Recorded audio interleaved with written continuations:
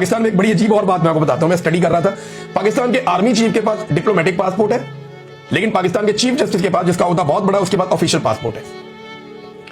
तो जो diplomatic passport होता है ना, ये सुपीरियर होता है। तो जो ऑफिशियल पासपोर्ट होता है ना, ये थोड़ा छोटा पासपोर्ट होता है, काफी छोटा होता है उससे। तो पाकिस्तान के आर्मी चीफ के पास डिप्लोमेटिक पासपोर्ट है, 22वां ग्रेड है उनका, लेकिन पाकिस्तान के चीफ जस्टिस के पास ऑफिशियल पासपोर्ट है।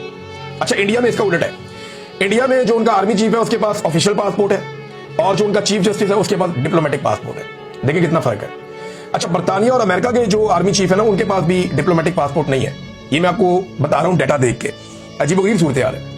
यानी मौजूदा आर्मी चीफ के बेटों के बारे में, बेटियों के बारे में और दामादों के बारे में एक स्टोरी की थी अहमद नूरानी साहब ने। उन्होंने कहा था कि इनके दामाद जो है, उनकी फैमिली, इनके पास ऑफिशियल पासपोर्ट्स है। गालिबन उन्होंने डिप्लोमेटिक कह दिया था, लेकिन ऑफिशियल पासपोर्ट्स हैं उनके पास। गंडापुर का ऑफिशियल पासपोर्ट बनता है, पर वो कह रहे मेरे पास नहीं है।